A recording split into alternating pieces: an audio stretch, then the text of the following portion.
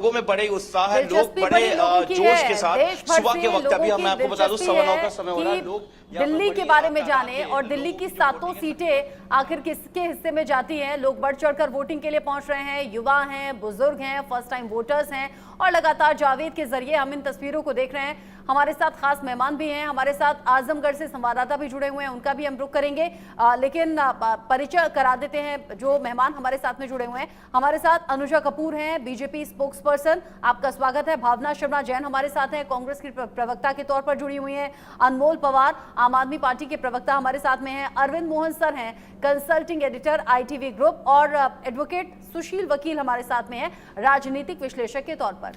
अरविंद हमारे साथ इस वक्त आजमगढ़ से जुड़ रहे हैं, पहले उनका रुख कर लेते हैं। तस्वीरें भी लगातार देखते चलिए किस तरीके से लोग वोट करने के लिए निकल रहे हैं, और एक संदेश उनके लिए जो आप भी घर में बैठे हैं, एक संदेश उनके लिए जो शायद इसे छुट्टी समझ रहे हैं, इसे जिम्मेदारी समझे, बाहर निकले, अपने वोट का इस्तेमाल करें। अरविंद, आजमगढ़ एक कांटे की टक्कर की जगह रही है। पिछली बार वहां से बीजेपी ने बाजी मार ली थी, लेकिन इस बार वहां की जनता किन मुद्दों को लेकर वोट कर रही है और साथ ही क्या तैयारियां हैं बूथों पर? देखिए राजीव जी, अभी मैं सुबह से लगातार अगर मैं देख रहा था शहर में चारों तरफ, तो यहाँ पे सबसे ज्यादा मुझे जो दिखाई दिया है वो मुस्लिम महिलाएं निकल करके वोटिंग कर रही हैं। और आजमगढ़ सीट इतनी हाई प्रोफाइल सीट है कि इसको लेकर के अगर हम देखें तो MY समीकरण, जिसको लेकर MY समीकरण ही ऐसा समीकरण रहा है जो लगातार 20 अगर काउंटिंग 20 बार का हम चुनाव देखें तो उसमें 17 बार जो है MY समीकरण हावी होने के बाद फैक्टर जो होता है उसको लेकर के सपा के पाले में रहता है। लेकिन अगर वन चेहरे पे जो वोट पड़ा है, वन चेहरे के वोट पड़ने की वजह से 2 बार ये बीजेपी के पास गया है।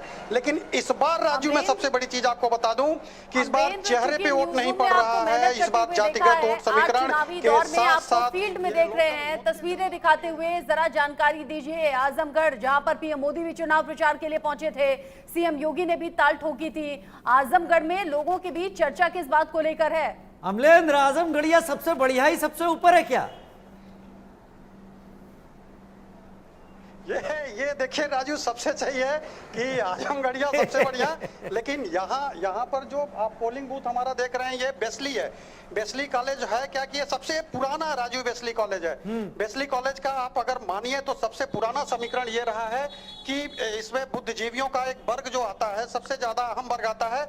और ये आजमगढ़ का सेंट्रल पॉइंट जो चौक होता है राजू, वो मेन चीज है।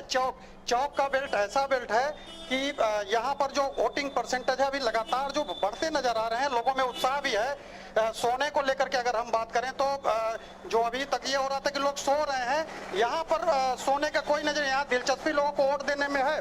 लेकिन यह क्या है कि समीकरण यहाँ पे बहुत बदला नजर आ रहा है राजू। यहाँ का जो मेन पोलिंग बूथ होने की वजह से मुस्लिम वोटर भी हैं। अभी मैं सिबली वोटिंग पे था तो पोलिंग बूथ पे था, वहाँ की कंडीशन यह है कि लोग घर से बाहर निकल रहे हैं। अमलेंद्र, लोगों से बात कर सके तो जरूर बात करें, और ये बताइए टेम्परेचर कैसा है वहां पर? क्या टेम्परेचर असर डालेगा वोटिंग पर? राजू अभी के हिसाब से टेम्परेचर माने नहीं रख रहा है, लेकिन थोड़ा बहुत माहौल की अगर हम बात करें तो अब धूप निकलना शुरू हुई। सुबह हल्की धूप थी, लेकिन टेम्परेचर यहाँ राजू माने नहीं लगता। ये इलेक्शन है, 5 साल में एक बार आता है राजू। सबसे बड़ी चीज ये है कि अगर टेम्परेचर का बहाना करके कोई ये कहता कि वोट नहीं पड़ेगा तो ये आजमगढ़ के लिए गलत साबित होगा राजू।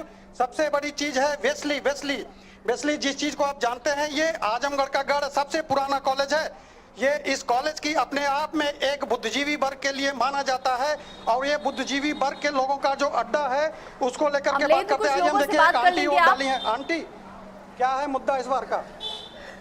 हमको पता तो है नहीं। अरे शिक्षा, बेरोजगारी, नारी सुरक्षा, कुछ तो होगा। हाँ, ये सब तो है ही है। आप किस मुद्दे को लेकर वोट डाली है? किस चीज से आप संतुष्ट हैं? और भाजपा से लेके संतुष्ट है। चलिए, आंटी विकास को लेकर संतुष्ट हैं। आप भाई साहब? हम पवन कुमार सिंह। मुद्दा ये कि राष्ट्र का मुद्दा है। राष्ट्र का मुद्दा, राष्ट्र हमारा मजबूत रहेगा तो सब कुछ मजबूत रहेगा। राष्ट्र मुद्दा है, बस राष्ट्र विकास डेवलपमेंट ये है। विकास है, लोकल मुद्दे क्या है यहाँ के? लोकल मुद्दे ओके है सब, कोई मुद्दा नहीं है, पर टोटल डेवलपमेंट हो चुका है, और जो थोड़ा बहुत वो भी हो जाएगा। मतलब आपका कहना है कि यहाँ विकास की जरूरत नहीं है? विकास की जरूरत नहीं है, ऐसी बात नहीं कि ये जैसे कि बनारस के टक्कर में हो जाए, गोरखपुर में हो जाए, है बस राष्ट्र में मुद्दा है, हमारा राष्ट्र मजबूत रहेगा और ये शक्तिशाली देश बनना चाहिए। ये राष्ट्र मुद्दा है राजीव, मुद्दा जो पुराना फिर से इशारे, निकल के आ रहा हाँ, है। शब्दों में समझ रहे हैं आप, पूछिए। बस देश के हित के लिए जो और अपने बढ़िया जी पूछिए पूछिए, पूछते रहे लोगों से।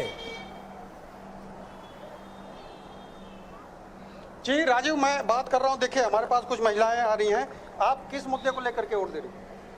किस मुद्दे पर? मुद्दा क्या रहेगा? आप वोट देने का मतलब किसको लेकर के? विकास है, नारी सुरक्षा है, किसको लेकर के? राशन, किस चीज को लेकर? हमें ना समझ आता बाबू। तो ना कुछ समझ में होता? अरे खाना खा लो, खाना के लिए कितना समझ? का कहे कि भैया क्या मुद्दा क्या आपका? शिक्षा, बेरोजगारी, कुछ का कहे बदले बाटे। ये रोजी रोजगार? हाँ, तो क्या महिला सुरक्षा? महिला सुरक्षा ये था क्या मोदी के दियाइल बाटे वोट, और हम ये ना पूछा थी के डालू है सुरक्षा कौन मुद्दा का? तो अभी हम ना जानते। मुद्दा लोगों की बात है ये। देखिए, हाँ बताइए भैया, किस चीज को लेकर के वोटिंग आप? हमारी सर चलिए, अभी युवा वोटर लग रहे हैं, आंटी एक आई है वोट डालने के लिए। आंटी, क्या मुद्दा है इस बार वोटिंग का? बताएंगे नहीं भैया।